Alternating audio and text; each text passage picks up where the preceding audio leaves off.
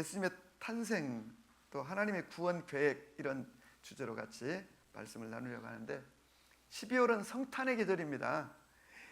예전에는 이때쯤 되면 막 상가며 건물마다 네온사인이며 트리며 뭐 캐롤송이며 차관 울려 퍼지고 또 준비하고 하는데, 요즘에는 교회들조차도 성탄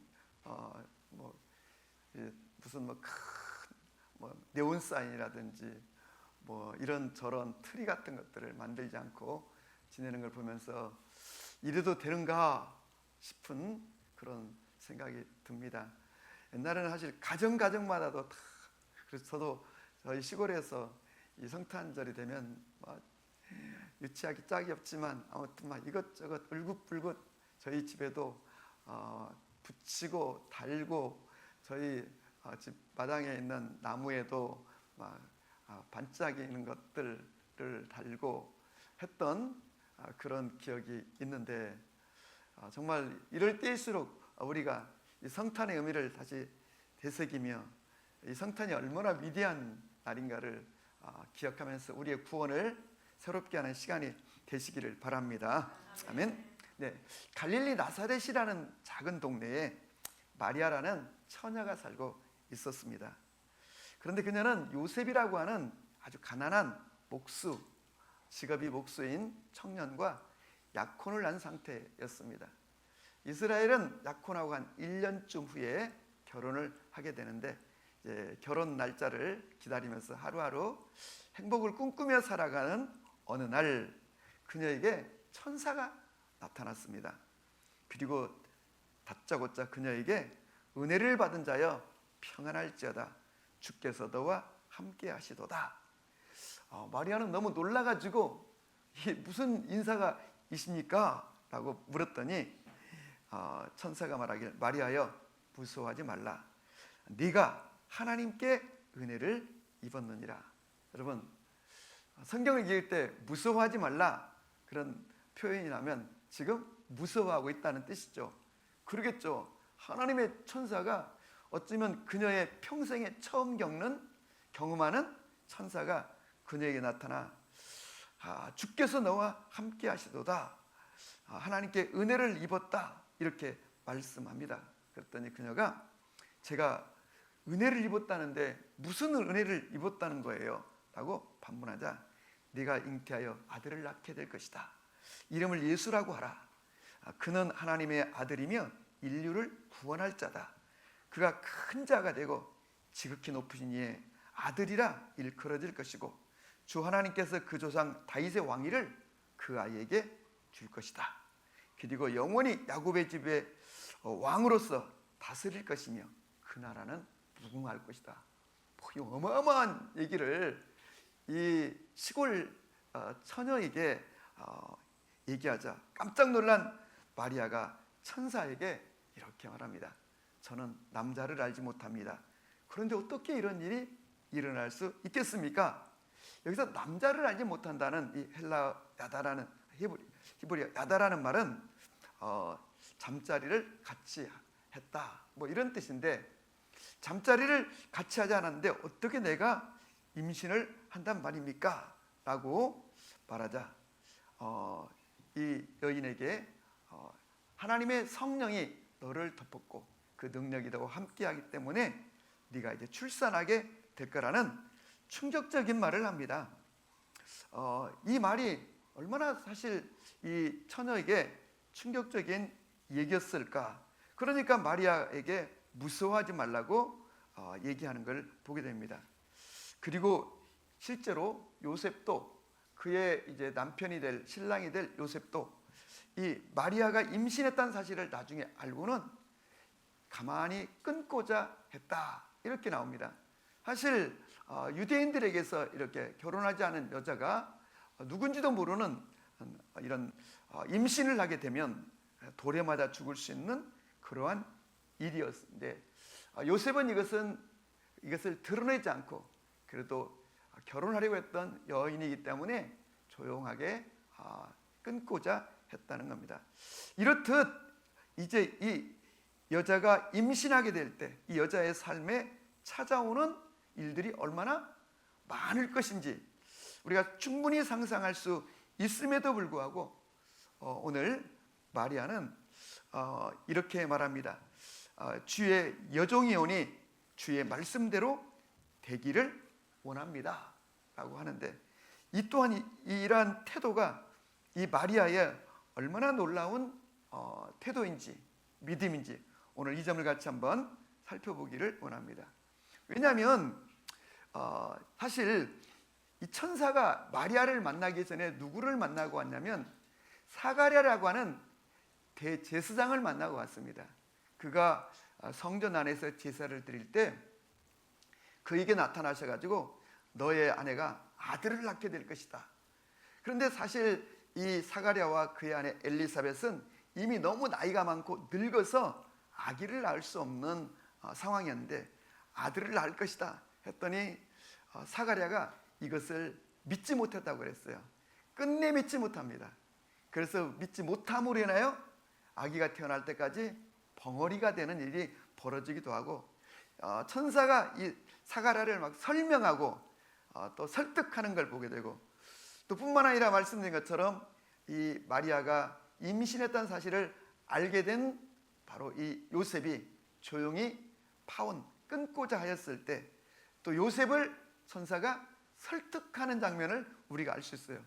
그런데 마리아는 설득하지 않고도 주의 말씀대로 이루어지기를 바랍니다 라고 믿음의 고백을 하게 되는데, 오늘 천사가 이 여자에게 네가 은혜를 입었다 라고 했는데 도대체 무슨 은혜를 입었다는 것인지, 네가 하나님의 은혜를 입은 자라는 표현이 오늘 본문에 2번씩이나 나오는데, 첫 번째는 이 땅의 수많은 수억 명의 사람 중에 네가 선택을 받았다는 겁니다. 그래서 너를 통하여 인류를 구원할 메시아, 구원자를 보내게 되었다는 뜻입니다. 여러분, 은혜가 무엇인지 오늘 천사가 말하는 그 은혜의 내용을 가만히 이제 그녀의 삶을 통해서 추적해 보면 이렇게 요약할 수 있습니다. 그녀가 임신한 일이 하나님의 은혜라는 것입니다. 그런데 아직 결혼도 하지 않았는데 임신하게 되었다는 이 사실이 어떻게 은혜가 될 수 있는가? 두 번째는요, 그의 신랑이 될 사람 요셉이 조용히 끊고자 파혼을 하려고 했습니다. 파혼당하는 일이 어찌 은혜가 될 수 있는가?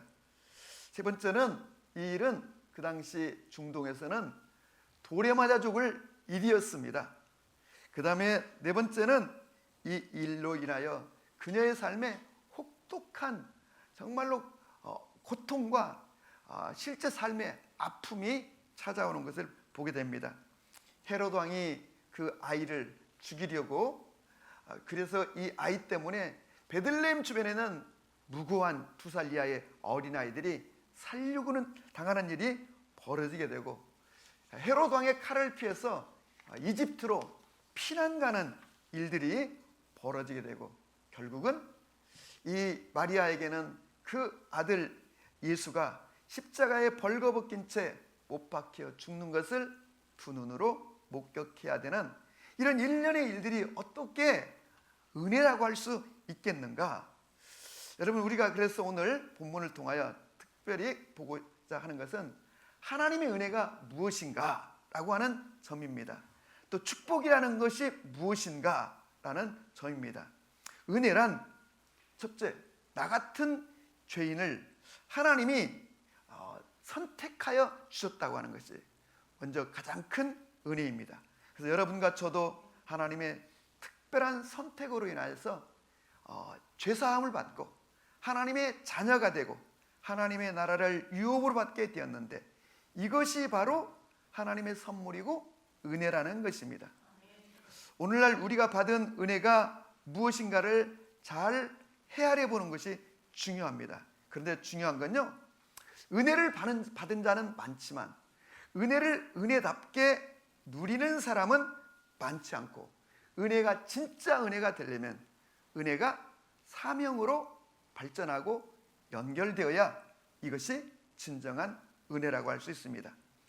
그래서 여러분과 저는 하나님의 은혜를 받고 축복을 받았다면 그것이 사명으로 발전해야 하는 겁니다. 넉넉한 재정을 주셨다면, 또 교회에서 직분을 받았다면, 사회적인 지위를 얻었다면, 그리고 재능을 갖고 있다면 우리는 이 모든 것을 통하여 하나님의 영광을 위한 사명으로 나아갈 때, 그 열매를 맺을 때 은혜가 될 수 있는 것이죠. 그래서 은혜를 입은 것과 그 은혜가 영광이 되고 은혜 주신 목적을 성취하는 것은 완전히 별개라고 하는 것입니다. 그래서 은혜 받았다, 축복 받았다 라는 사람들은 많지만 하나님의 사명을 따라 살아가는 사람은 많지 않은 거죠. 오늘 사실 마리아와 요셉은 매우 가난하고 평범한 사람들입니다. 직업이 목수였으니까 그 당시 고대에도 가난한 부류에 속한 사람들입니다. 얼마나 가난했으면 호적을 하러 갔다가 아기가 출산하는데 여관에 들어갈 곳이 없어 여관 뒤편에 있는 마굿간 그리고 말 구유에 아기를 출산하여 뉘었다는 것만 봐도 이 부부가 얼마나 가난하고 형편없는 사람들, 보통 사람들인가를 알 수 있습니다. 그런데도 불구하고 이 마리아는 오고 오는 세대에 그 이름이 영광스럽게 된 것은 그녀가 큰 은혜를 받았고 무엇보다도 그 은혜에 믿음으로 반응했기 때문입니다. 은혜를 입은 자에게 하나님이 어떤 은총을 주시는가, 어떤 축복을 주시는가, 평안을 주신다는 겁니다. 놀랍지 않습니까, 여러분? 오늘 천사가 이 여자에게 두려워하지 말라, 그건 두려워하고 있고 두려울 만한 상황에 처해 있다는 뜻인데 평안할지어다라고 이 여인에게 선포하여 주십니다. 여러분, 두려움과 평안은 전혀 다른 성질의 것인 것처럼 보이는데 이 여인에게 평안이 올 것을 선포하여 주십니다. 28절의 말씀이죠. 은혜를 받은 자여 평안할지어다. 근데 은혜의 실체를, 내용을 보니까 두려울 수밖에 없는 일들인데 평안할지어다. 그럼 어떻게 우리는 두려울 수밖에 없는 상황에서 평안을 누릴 수 있겠는가? 그것은 바로 28절에 있는 것처럼 주께서 너와 함께 하시기 때문. 주님이 우리와 함께 하실 때 우리는 평안을 누릴 수가 있는 것입니다. 여러분과 제가 이 땅에서 어떤 상황에서든지 평안을 누릴 수 있기를 축복합니다. 무엇보다 이 여인은 이 천사가 떠나고 난 뒤에 그 뒤에 46절부터 보시면은 소위 마리아의 찬가라고 하는 막 찬양을, 찬미를 드리는 것을 볼 수 있는데, 내 영혼이 주를 찬양하며 내 마음이 하나님 내 구주를 기뻐하였으면 그의 여종의 비천함을 돌아보셨기 때문이고 이제후로는 만세에 나를 복이 있다 하리라. 이런 고백을 하고 있는 걸 보게 됩니다. 여러분, 하나님이 말씀하시는 평안은 내 삶이 아무런 문제가 일어나지 않고 그냥 조용하고 잠잠한 인생을 살아가는 그런 평안이 아니라 하나님이 함께 하시기 때문에 어떤 고난과 시련 속에서도 평강을 누리는 이 진정한 평안을 우리에게 말씀하고 계시는 것입니다. 하나님의 개입과 역사를 이제 경험하게 된다는 것입니다.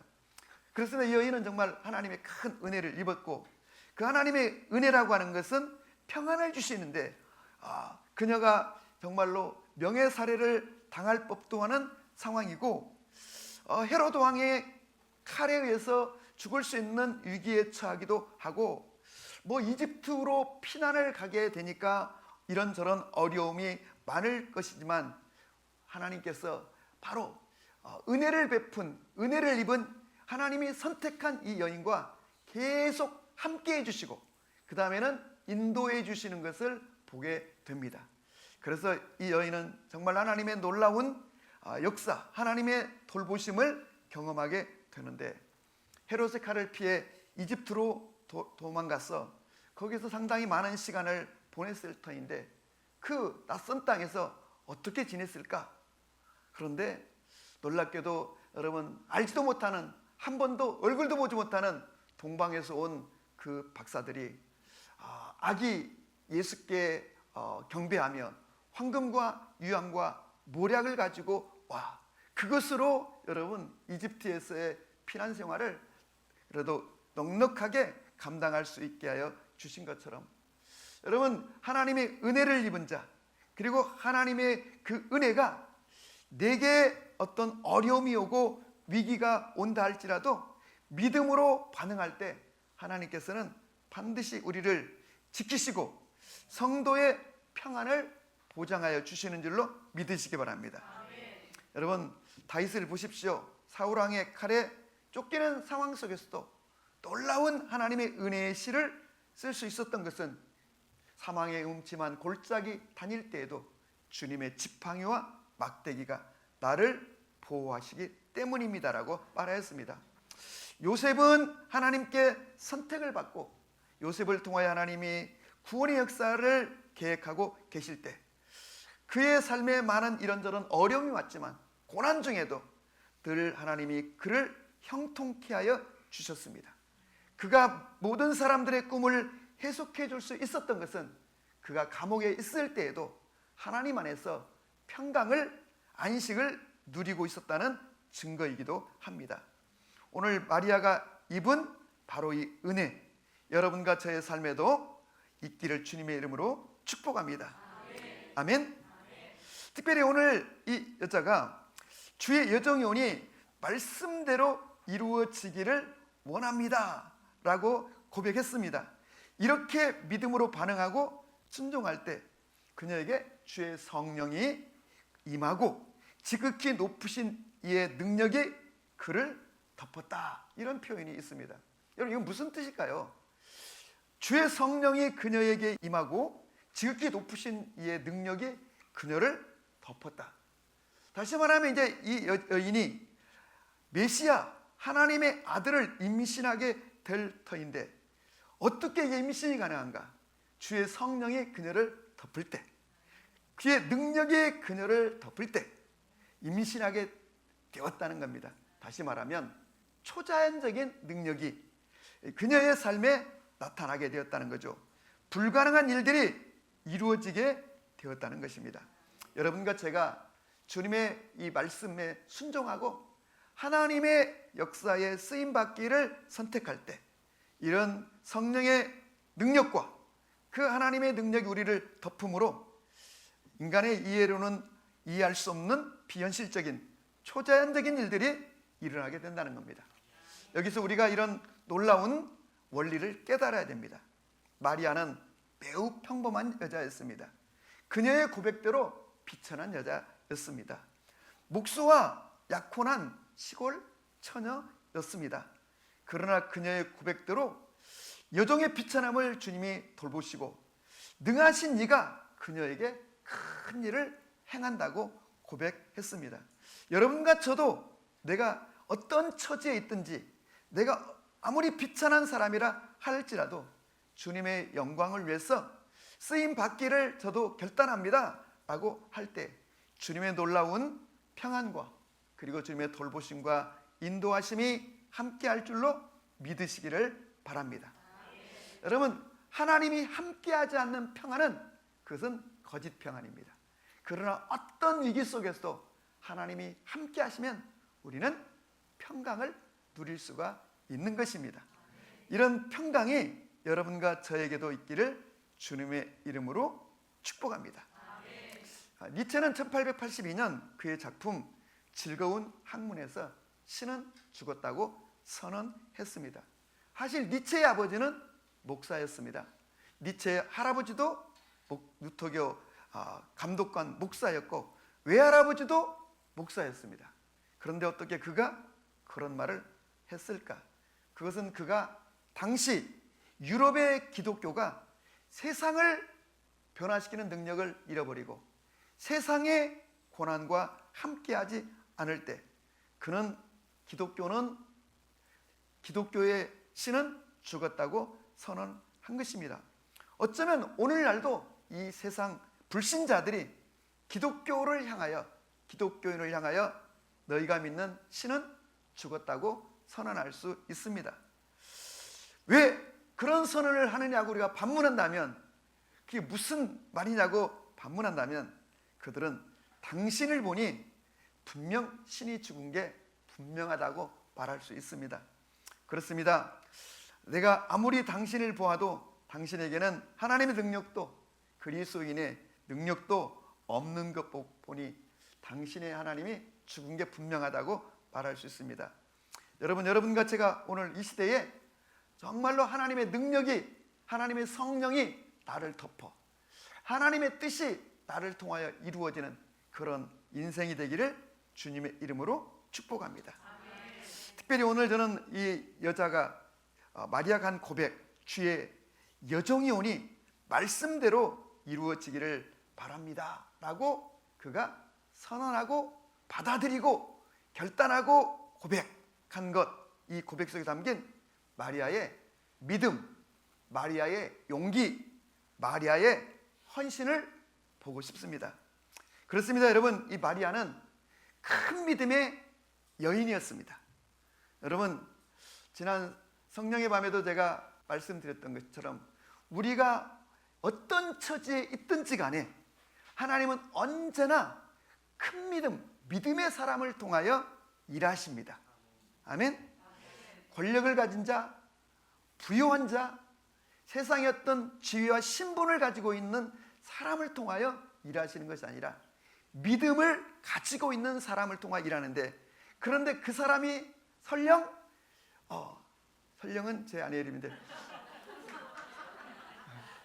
하다 보니까 설령 그가 가난하고 비천한 상황에 처해 있을지라도 믿음을 갖고 있으면 그 믿음을 통하여 그 사람을 통하여 역사하여 주신다고 하는 것입니다. 누가복음 1장 45절에도 보면 엘리사벳이 바로 이 마리아에게 이런 얘기를 합니다. 주께서 하신 말씀이 반드시 이루어지리라고 믿은 그 여자에게 복이 있도다. 이 마리아를 축복하면서 한 얘기입니다. 그러니까 마리아는 처녀가 어떻게 잉태를 합니까? 여러분, 이 제사장 사가랴는 천사의 말을 듣고 믿지를 못했다는 거예요. 어떻게 끝까지 못 믿었다는 거예요. 이렇게 내 아내도 나도 이렇게 나이가 많아 늙었는데 어떻게 아이를 가질 수가 있겠습니까? 라고 반문하고 믿지 못하여 결국 벙어리가 됐다는 것 아닙니까? 아기가 태어날 때까지. 여러분, 제사장이었어도, 그것도 그래도 부부가 있음에도 그 말을 믿지 못했는데, 지금 이 마리아에게는 네 혼자 하나님의 성령이 너를 덮으면 네가 하나님의 아들을 임신하게 될 거라는 사실을 믿었다는 거예요. 그런데 어떻게 믿었는가? 그 말씀이, 주께서 하신 말씀이 반드시 이루어지리라고 믿었다는 거예요. 여러분과 저에게도 이런 말씀에 대한 믿음이 있으셔야 주님이 우리를 쓰시는 거예요. 그래서 하나님이 여러분, 이 땅의 수많은 여인들 가운데 하나님이 그 시골에 있는 마리아를 선택하셨다는 것은 왜 하필이면 그녀를 선택하셨을까? 우연일 수 없는 거죠. 하나님이 선택할 만한 근거가 있었는데, 그게 바로 뭐냐면, 첫째, 그녀는 큰 믿음의 사람이었다는 거예요. 믿음의 사람. 여러분, 그녀의 나이는 어쩌면 16세에서 18세쯤 되었을 것으로 추측합니다. 왜냐하면 중동의 결혼이 보통 16살에서 17, 18살에 이루어지니까, 우리로 하면 고등학교 1, 2학년 정도 되는 그 어린 처녀인데, 그러나 그녀는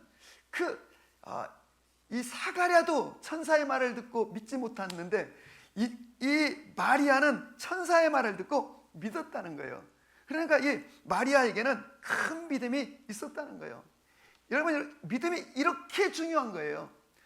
하나님은 오늘 또 그의 능력, 학벌, 재산 이런 걸 통하여 일하시는 게 아니라 그 사람 속에 믿음이 있기만 하면 그를 통하여 그가 어떤 처지에 있든지 하나님이 역사한다는 거예요.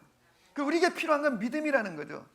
지난 금요일 성밤에 저는 저 개인에게는 큰 은혜를 받았어요. 제가 그 나만 장군에 관한 그 말씀을 준비하면서 그 나만 장군의 집에 일하는 바로 계집종, 그 이스라엘에서 포로로 끌려온 여자아이, 그 여자아이 속에 있는 믿음이 얼마나 대단했던지 그 집에 있는 그 여주인을 설득시켜 우리 주인님이 저 사마리아에 있는 엘리사 선지자를 만날 수만 있으면 반드시 치료될 수 있습니다라고 설명하고 증거했을 때 그 여주인의 마음이 움직여졌고, 그리고 그 여주인의 말을 들은 나만 장군의 마음이 움직여졌고, 나만 장군의 말을 들은 왕의 마음이, 이 아람 나라 왕의 마음이, 베나닷의 마음이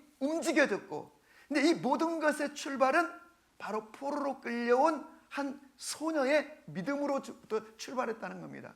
그런데 그 말씀을 이렇게 묵상하는 중에 제 속에 하나님이 믿음을 부어주시는 거예요. 믿음을. 그래서 그 본문을 보면서 제가 설교를 마치고 또 하나의 관점을, 제목을 붙여본다면 사람들의 믿음을 일으키는 인생, 다른 사람에게 믿음을 일으키는 사람, 이런 주제를 잡아볼 수 있는데, 여러분 믿음은 이렇게 전달되는 거예요. 전염병처럼. 여러분 사도 바울이 복음을 전했을 때 온 성에, 온 세상에 전염병을 유포하고 믿음을 유포시키는 그런 사도 바울이라고 했는데, 여러분과 저에게 믿음이 있으면 내가 어떤 처지에 있든지 간에 다른 사람에게 믿음의 역사를 일으키게 되는 것이고, 하나님은 그 사람을 사용하시는 거예요. 그래서 우리는 하나님께 쓰임받기를 원한다면, 아니 주님 저를 사용하여 주시옵소서라고 주님께 나의 삶을 드리면 나의 형편 처지가 아니라 내 속에 있는 믿음을 보시고 나를 사용하신다는 거예요. 여러분과 저에게 이런 큰 믿음이 있기를 주 이름으로 축복합니다. 마리아의 찬가를 보십시오. 내 영혼이 주를 찬양하며 내 마음이 하나님 내 구주를 기뻐하였으면 그의 여종의 비천함을 돌보셨음이라. 이후로는 만세에 나를 복이 있다고 일컬으리로다 한다는 거예요. 이제 막 만세에 오고 오는 세상에서 자기를 복이 있다라고 한다는 거예요. 그런데 어찌 되었나요? 정말로 그녀의 고백처럼 캐토릭은 지나치고 우리 개신교는 지나치고, 다시 말하면 여러분 캐토릭은 정말 이 마리아를 어떻게 지금 섬기는가? 마리아를 신으로 섬기는 거예요. 신의 어머니로 섬기고. 그래서 431년 에베소 회의에서 이 마리아를 이 신모라고 그렇게 규정했는데, 그래서 오늘날 캐토릭에서는 자기들은 말로는 안 그렇다고 하는데 실제로 그들은 마리아에게 기도하고 마리아를 숭배하고 마리아를 막 신격화하셔요. 이게 지나친 거죠. 근데 아무튼 그렇게 온 세상 사람들이 마리아를 높이고, 그런가 하면 우리 개신교는 또 마리아를 너무 하대하는 경향이 있어요. 그냥 뭐 니나 내나 그런 것처럼 그냥 평범한 여자로. 그렇지 않습니다. 여러분, 마리아는 정말로 인류 가운데 하나님에게 선택을 받은 그런 여인인 거예요.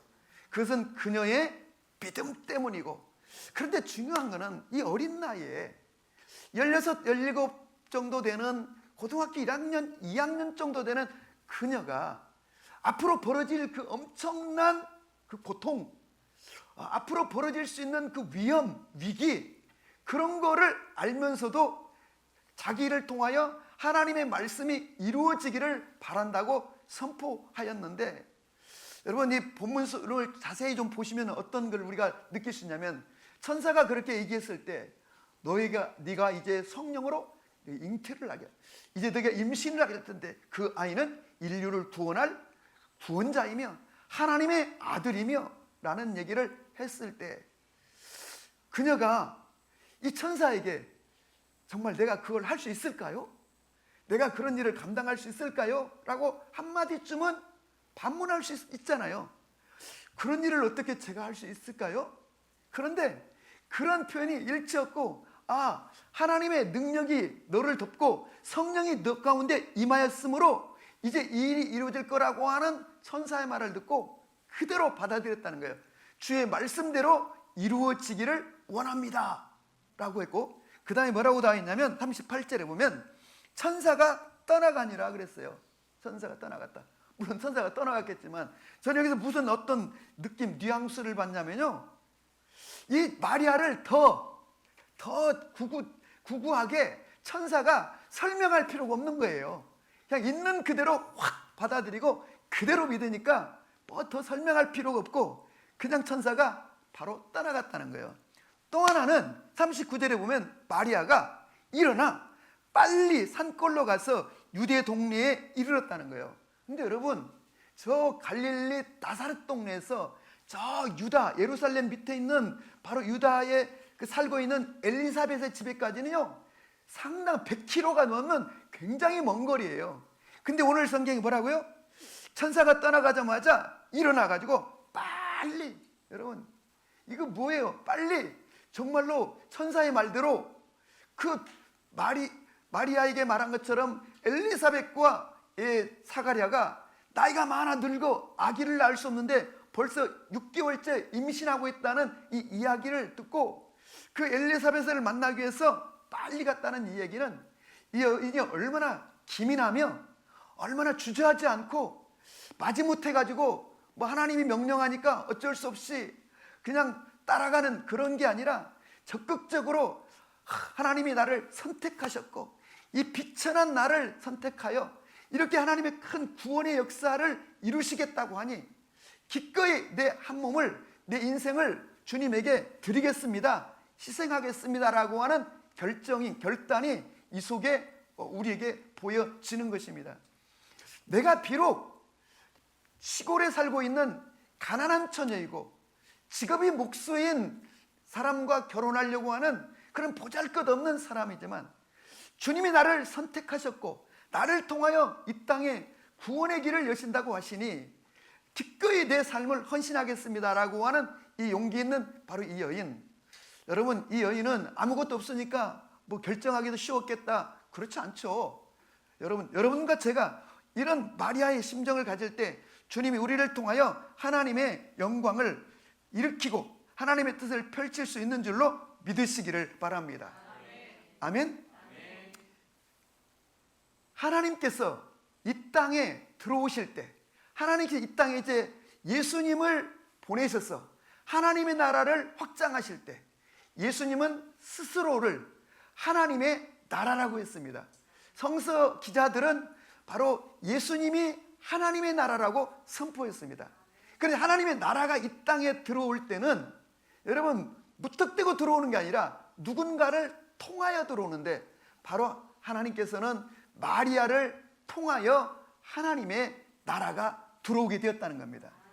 그러니까 이 말은 또 우리가 다시 또 해석해 보면은 어느 한 민족 가운데 하나님의 나라가 전파되고 하나님의 나라가 그 민족 가운데 들어가려면 누군가 마리아처럼 바로 이 하나님의 명령을 선택하고 순종하고 믿음으로 결단하고 희생을 감수하면서라도 하나님의 뜻이, 하나님의 나라가 이루어지기를 자기가 결단하고 원할 때 그때 여러분 이루어지는 것입니다.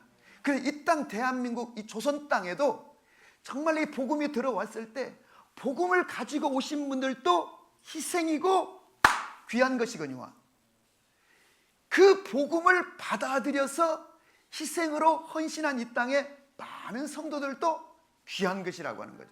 그래서 하나님의 나라는 반드시 누군가의 희생을 통해서 헌신을 통해서 이루어지지, 그게 하나님의 주도적인 주권적 역사로 하나님이 그냥 혼자 이 땅의 구원을 펼치시는 게 아니라고 하는 것입니다. 그래서 어찌 보면 하나님도 인류 구원을 위해서 아들을 희생시키셨지만 여러분 마리아도 자신의 삶을 희생함으로 하나님의 구원 성취가 완성되도록 헌신했다는 것을 보게 되면서 여러분과 저의 삶에도 이런 헌신과 이런 믿음이 있기를 주님의 이름으로 축복합니다. 아멘. 그리고 앞으로 닥칠 그 많은 이런저런 어려움과 문제에 대해서는 그녀가 여러분 희생하기로, 어떤 문제가 와도 이 일을 감당하기로 결심했다는 이 용기. 지난 우리가 성밤에서 보았던 이 하녀 계집종 아이하고 너무 똑같죠.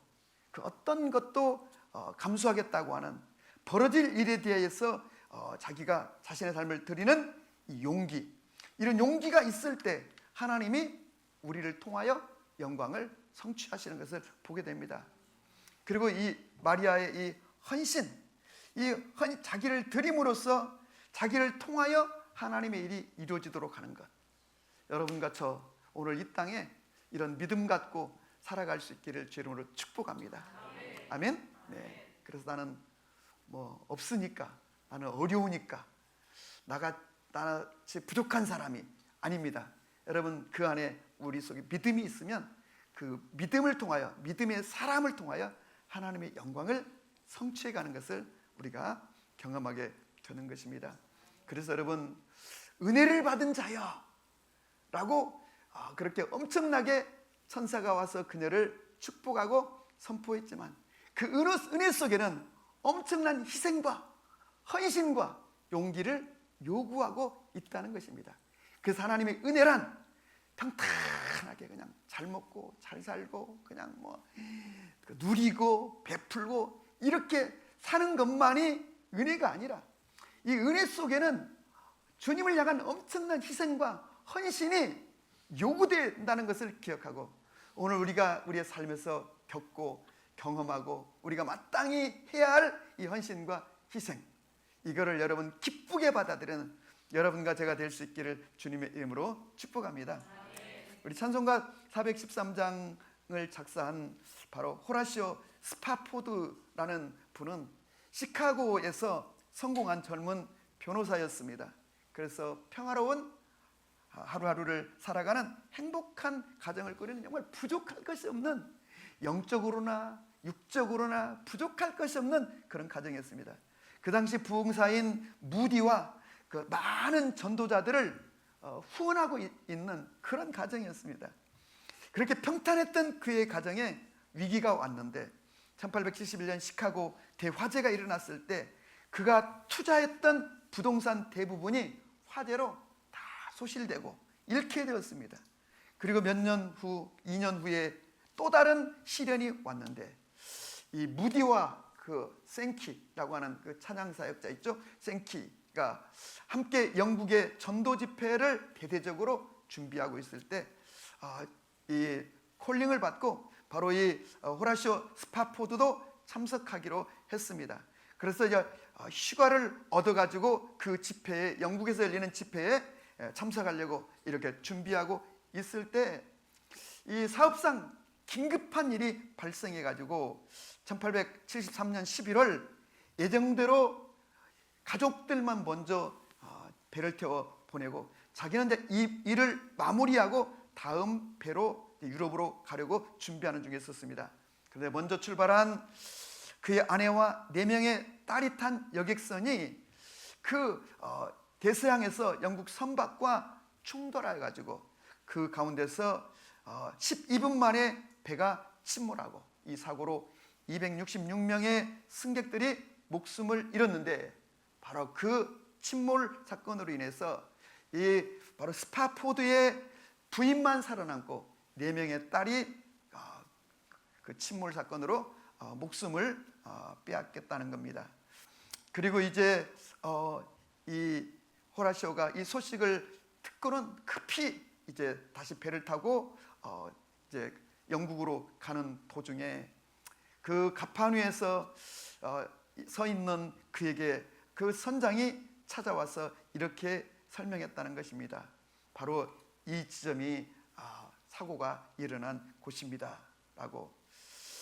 그래서 그때 막 만감이 그에게 밀려오면서 막 이런저런 생각 속에 그가 갑판 위에 서서 그 소중한 딸들을 잃은 그 자리에서 하나님으로부터 오는 그 큰 위로와 믿음을 갖게 되었다는 것입니다.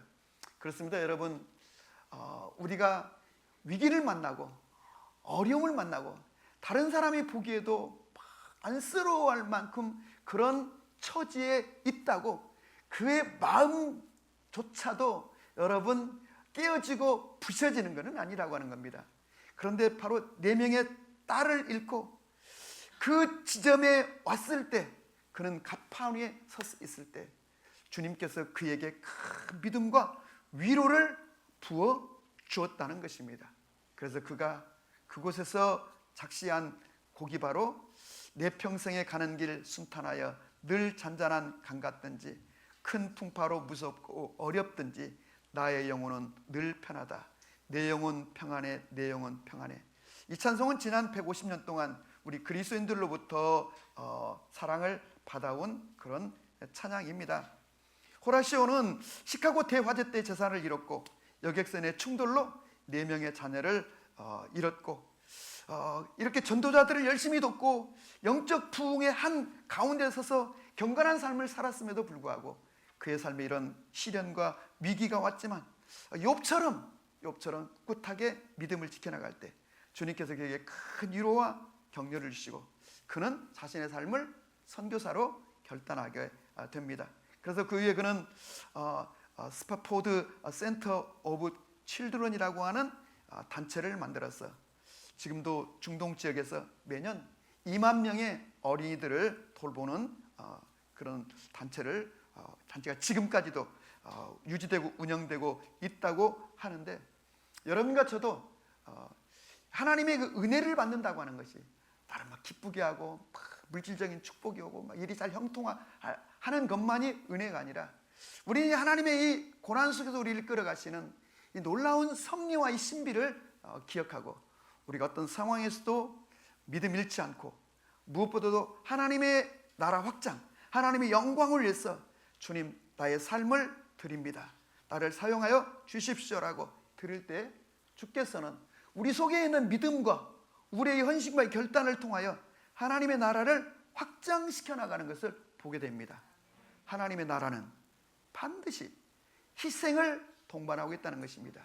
하나님의 나라를 위하여 하나님은 아들을 희생시키셨고 하나님의 나라를 이 땅에 들어올 수 있도록 마리아는 자신의 삶을 주님께 헌신하였고 이 조선 땅에도 하나님의 나라를 위해서 수많은 선교사들이 헌신하였고 이 조선 땅에서 수많은 이 땅의 백성들이 그 선교사들과 함께 복음을 위해서 피 흘리고 헌신할 때 이 조선 땅에 하나님의 나라가 세워지고 확장될 수가 있었던 것처럼 우리는 그저 지켜보는 그 누리려고만 하는 그리스도인이 아니라 우리도 하나님의 영광을 위해서 이 한 몸 사용하여 주십시오 라고 기도해보는 그런 복된 시간이 되기를 주의 이름으로 축복합니다.